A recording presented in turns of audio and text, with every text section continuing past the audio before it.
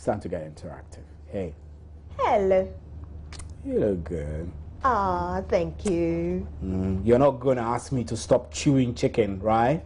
That's exactly what I'm going to do. Oh, I don't know what to tell you. I'm sad. I'm having a And because I eat a lot of chicken instead of red meat, you know, so.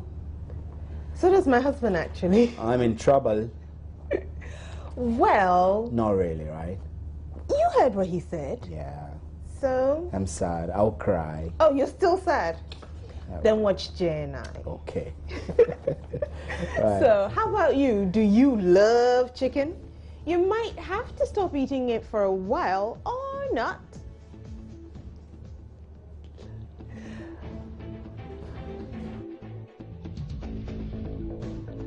You must understand that.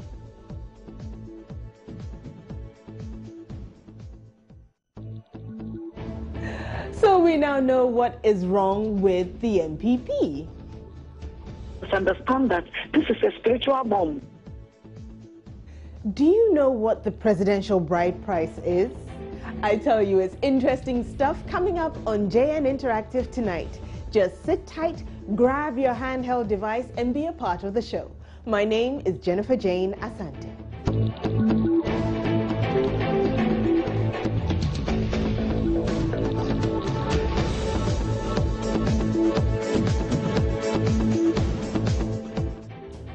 So this is how you can be a part of the show. Look us up on Facebook. You can find us with the name Joy News on TV. You can use that same name to find us on Twitter. We tweet at JN Interactive GH. If you want to send us a nice long email, you can do so at joynewsim@multitvworld.com. If you're sending us a WhatsApp message, you can do that and we will read it in real time. Send it to the number 054-010-9009. Now, when you're sending that WhatsApp message, please add your name and where you're sending the message from. We have lots of things to talk about today, so let's get cracking. The Nogouchi Memorial Institute for Medical Research says tests run on samples of birds from 2 farms in Tema and Achimota have turned out positive for H5N1 or bird flu. The samples were received 2 weeks ago from the veterinary services. Now, before you panic, Dr. Kofi Odum, who is a research fellow at the Department of Virology at Nogouchi, says there is no cause for alarm. He, however, adds that those who handled the birds must also be tested, as bird flu can be transmitted to humans. So, let's take a listen to what Dr. Odum had to say, just in case you missed it from TBS a while earlier. We received samples from the veterinary services. According to them, the samples were from 2 farms and were to test them for bird flu. We ran the test and 5 out of 6 of the samples confirmed that yes, there is bird flu in the country. And you received these samples when? We got them on Friday, 15th of May. And by afternoon, we have finished testing, and then the results was given out. Is it clear which farms the birds, like the 5 tested positive, came from? Is it clear or it's not clear? In fact, we were told the samples were from 2 farms, but as for the distribution, we were not told. So I can't confirm whether we have 2, 4, 3, 3. I'm not sure. But all I know is we received 6 samples from 2 farms. And out of this is 5 tested positive for bird flu. And you mentioned that this tested positive for H5N1, which is different from H1N1. Can you explain that bit for us? Yes, the bird flu, normally when we say bird flu, we are talking about the strain which is H5N1. It can also infect humans, but this comes from birds. The one we tested previously, that was the pandemic in 2009. From humans, that was H1N1. But this bird flu is H5N1. It's coming from birds, but can be transmitted to humans as well. Yes, we should be worried in the sense that if these are coming from 2 farms, we don't know what is happening elsewhere in the farms, more especially the handlers, those in the farms. So we need to test these people to make sure that the virus has not been transmitted to humans. Because if it passes from animal to humans, and then the transmission in turn becomes human to human, then becomes more worrisome. Let's to make sure that they are also not infected. Is that what's going to happen next? Are you going to contact them and then get them their samples? Yes, my boss will liaise with the veterinary services, and the decision will come from there. The best way to prevent further spreading is to kill all of them. There are biosecurity measures that has to be in place when we are dealing with these farms, especially animals that can be infected with this virus. Basic hygiene, making sure that you clean yourself, protect yourself when you are dealing with the animals, and then when you finish coming out, you disinfect yourself, making sure you don't use the same clothing that you use to handle the animals back home. So putting barriers between you and the humans and then the animals to ensure that even if they are infected, the handlers will not be infected as well. We have a couple of comments on that on Facebook, so let's take a look at that. We asked how you would be handling the news of the bird flu outbreak in Accra. This is what you've said about it. Emmanuel Bright of Faye said, "Kwe, chicken kata in GH, yewu, God save us." I like that, chicken kata. Okay.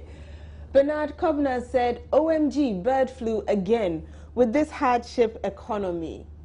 Nuokpo, God knows Billy, says he's just going to stay off chicken for now. And Samson, it's well. Agbake says, "I think I have to stop eating chicken." Azira Usubo Samuel says, "Trouble don't come. Ebola stopped us from chopping bushmeat, and this one too wants to stop us from enjoying our chicken. Who knows what awaits the other sources of meat? Oh God." All right. Looks like Azira is afraid he might end up becoming a vegetarian. Abeku Krentel, he says, And Carl Adi Ayeku says, "Let's annihilate them." I'm not sure if he means we should eat all of the chicken quickly or we should kill the chicken, but that's his plan of action. Let's annihilate them. Okay, and Meshach Apia says, "No chicken and bow tie for me." Okay. All right, I have some comments on WhatsApp. Let's take a look at those. Stanley from Pasa in the Volta region says, "Interesting, from Ebola to bird flu. I'm sure next they're going to come up with fish flu. He is eating his chicken anyways." I think that one would be interesting to see, fish flu. All right, Tina from the Central region says, "Please, let's start chewing Kita schoolboys rather than those birds." And Seneca from Nangpanduri says, "There should be a wide range of tests across the country to know how far the disease has gotten to." Kizito from Sefribekwai says the government should act fast before it gets out of hand because it can affect humans. All right, the comments are coming in fast and thick, but I need to move on to another issue because police in the Upper East region have found a 1.5-year-old boy who was home alone when they went in search of Asabke Alangdi, the suspect on the run in the MPP acid murder case. Now, Upper East Region PRO ASP Thomas Agbanyo says, but for the timely rescue by the police, the child would have perished in the fire that engulfed the house soon after. The child has been taken to an orphanage for safekeeping. We are hearing that some few more suspects have been. Are they suspects or these are just people you are? They are not suspects per se, but we are trying to get some leads from them as to the whole issue. The fact is that the whole thing is more or less linked with politics. We were thinking not to enter it, but we saw that when we don't enter it a little, we cannot come out with facts. So we've now decided to enter it so that we really see what work is in the ground. If we really enter it, we can know more, or we can pick some few people and have some facts from them. So I would say we have entered a little, and that has even helped us to be picking some few people to. So how many people have been picked up? So far, we picked some. You will take your statement, allow it to go. Whilst we shall be calling you to come at another time. Okay. Now we are to. So no one is in custody. No, at the moment, no one is custody. So that was ASP Thomas Agbanyo, the Upper East Regional PRO for the police. Now, we all know that the NPP has been facing a few challenges lately, and everyone has their own opinion as to what the problem is. Otiko Jaba is the national women's organizer of the New Patriotic Party, and she seems to think it's spiritual. What is relevant is that there is peace and harmony in my family, the NPP. I am the mother of the party. I am asking for peace and harmony. What has happened has happened. We must learn to forgive each other. We must understand that this is a spiritual bomb. There are enemies all around us, infiltrating our ranks, trying to divide us. No, but madam, the demon of confusion is here. I am. Whether we have had meetings or not. No, I just wanted to know if, for example, you in the national executive are aware of what is happening in the regions. Do you endorse what is happening in the regions? These are questions people want to get answers for. I mean, and these are the questions that I am saying that we need to leave to the Lord. The Muslims say that when you are in trouble, sit down. If you are seated, lie down. We should leave. It's not the time to open up all sorts of cans of worms. It's an internal matter. Okay, but it seems some people actually do agree with her. I have a comment here on WhatsApp. It's from Kuzuba from Bremen in Kumasi, and he says, MPP, things are falling apart. Can the center hold? We hope so. Surely we need God's intervention.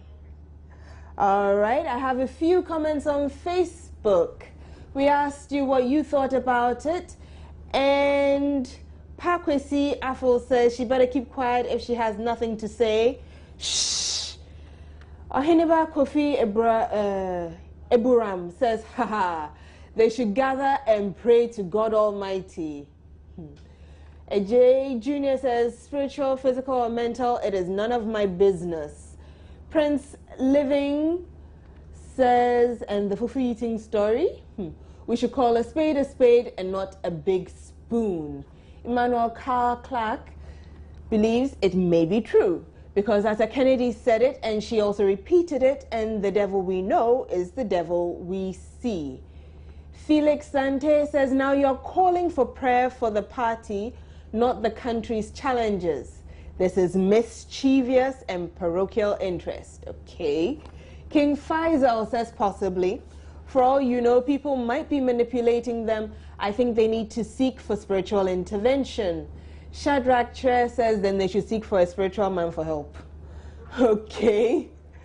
Also Thomas says she's right, because in every situation you need God. And okay, Muhammad is giving them a practical solution. He says they should run to Mala Muhammad in the Garu Tampene district. Okay. Number Marcelina says, next joke, please. Terry Ahone says yes, because they know what they do in the past. Okay, we have more comments. There are a lot of comments on this one. Ebenezer Quist, I don't agree. They just need to start being human and also observe the Constitution strictly. Right. Let me take one more and then we move on. Maybe I can take Pabu, who says, for them to pray for MPP, I think it will make much sense praying for Ghana as a whole, since it has been revealed that God is angry at Ghana and we are required to all fast and pray for 7 days for forgiveness before Ghana will be set free. Otherwise, Ghana is on a timed bomb. Right. I don't know where that has been revealed, but I'll tell you what has been revealed.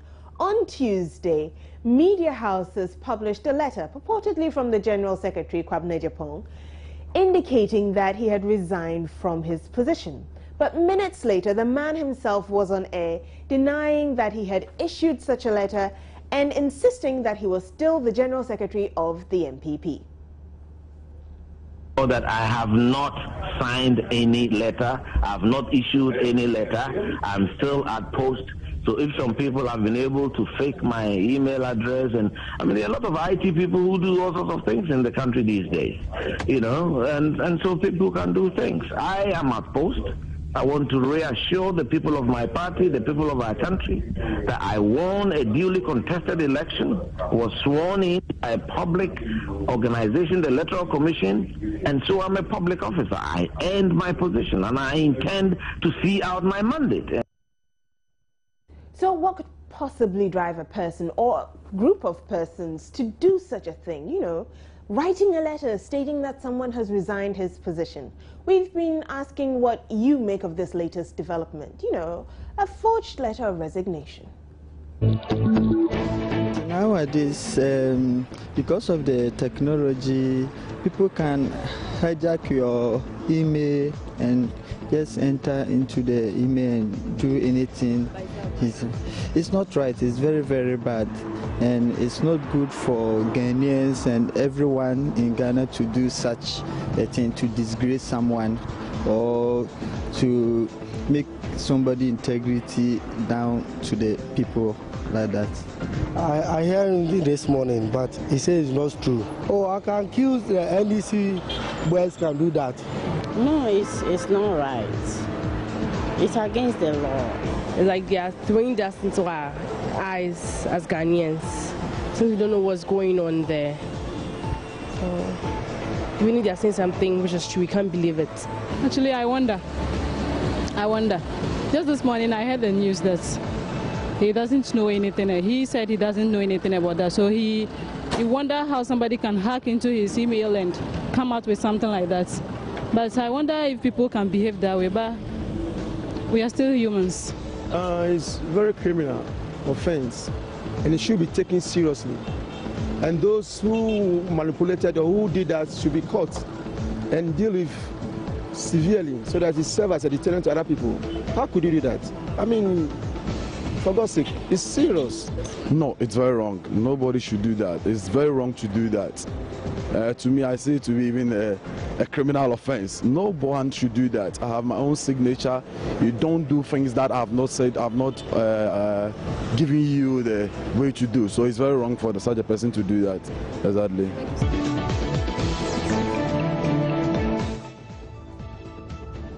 So was his account hacked? Was his password that easy to decipher? How do you keep your password safe? Well, a few people on Facebook actually do have some ideas, so let's find them out. This is Sami Ado. He says, I wonder why people nowadays tend to carelessly use "my account was hacked" just to run away from the consequences of their online behavior.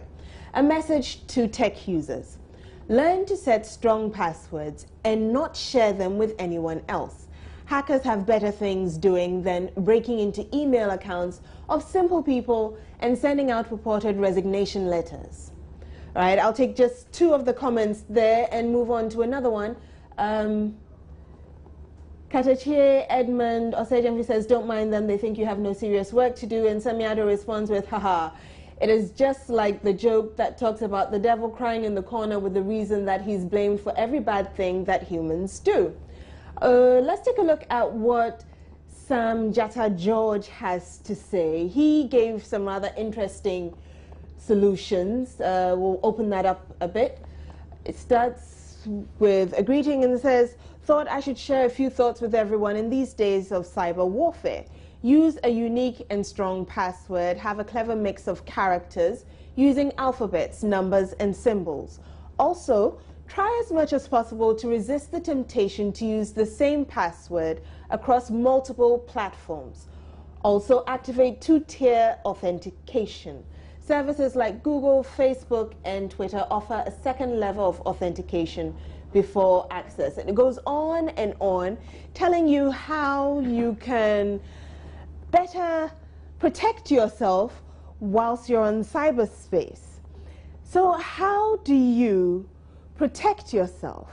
There are a few questions out there. So we asked people how they did that. And we'll come back to that shortly, but we'll take a quick break first.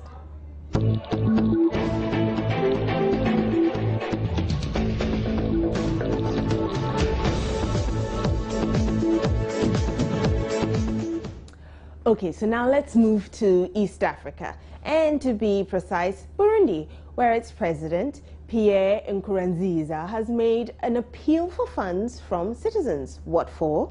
He needs help to finance elections slated for June.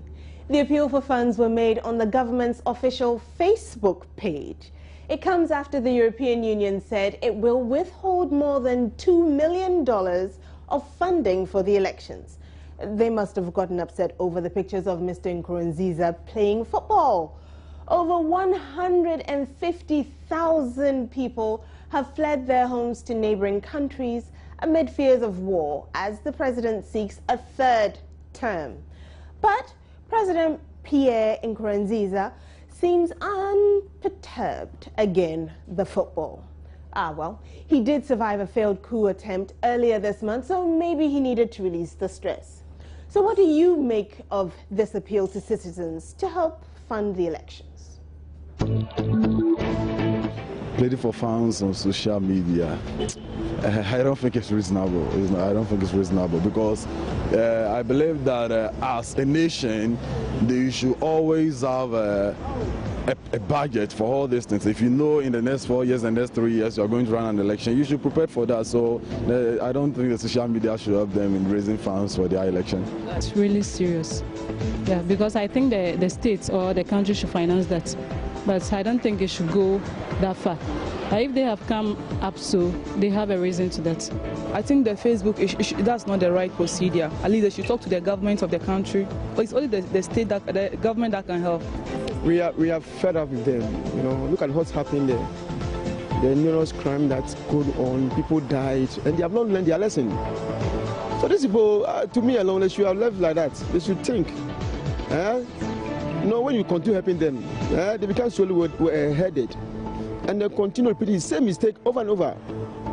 Every nation is now, you know, struggling to, organize itself very well. So such issue when it come up, I just rubbish it off.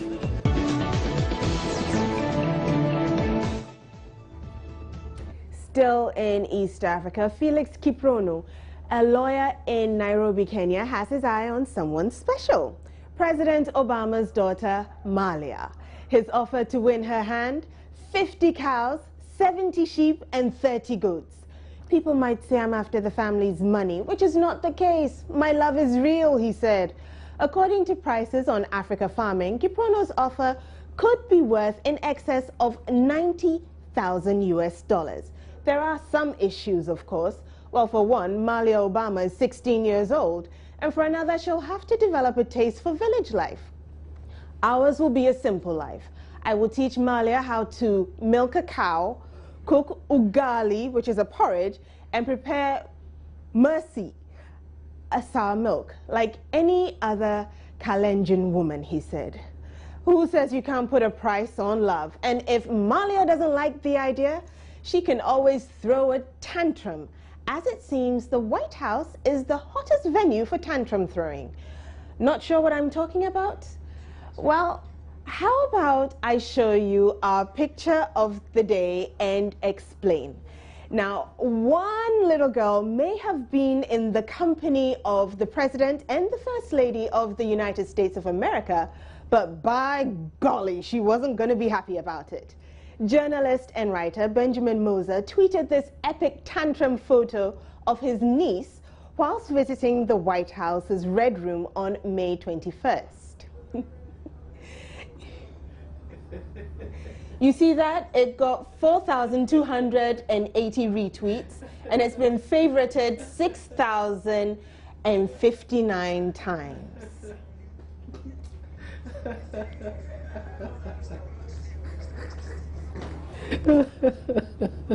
My director is saying she's going to regret that when she gets older. I know. I mean, when she turns 25 and she sees this photo, she'll be like, "Did I really do that?" Oh, I don't know. She might cash but in I'm on fascinated it, about the 70 goats and stuff. That's weird. Can you imagine Obama's daughter milking a cow? Like, do like that? Stephen, we have to go, yes. But I will tell you what I think later. I think I'll teach you how to milk a cow. My name is Jennifer Jane Asante. Thank you for watching JN Interactive.